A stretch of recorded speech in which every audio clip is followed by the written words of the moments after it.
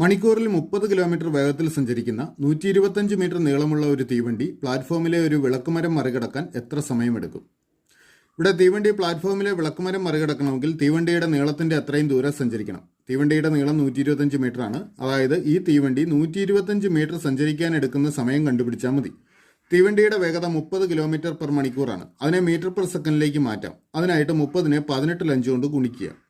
18നെയും 30നെയും 6 കൊണ്ട് ഡിവൈഡ് ചെയ്യാം. 30നെ 6 കൊണ്ട് ഡിവൈഡ് ചെയ്ത് കഴിഞ്ഞാൽ 5, 18നെ 6 കൊണ്ട് ഡിവൈഡ് ചെയ്ത് കഴിഞ്ഞാൽ 3. അപ്പോൾ 5 × 5 25/3 മീറ്റർ പെർ സെക്കൻഡ് എന്ന് കിട്ടും. അതായത് ഒരു സെക്കൻഡിൽ 25/3 മീറ്റർ സഞ്ചരിക്കും.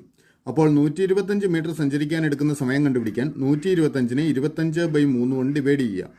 ഛേദത്തിൽ വരുന്ന ഭിന്നസംഖ്യയുടെ വിൽക്രമം കൊണ്ട് ഗുണിച്ചാൽ മതി. 125 × 3/25 എന്ന് വരും. 125നെ നമുക്ക് 25 കൊണ്ട് ഹരിക്കാം. അപ്പോൾ 5 എന്ന് കിട്ടും. 5 3 15. അപ്പോൾ 15 സെക്കൻഡ് സമയം മതി. ശരി ഉത്തരം ഓപ്ഷൻ സി.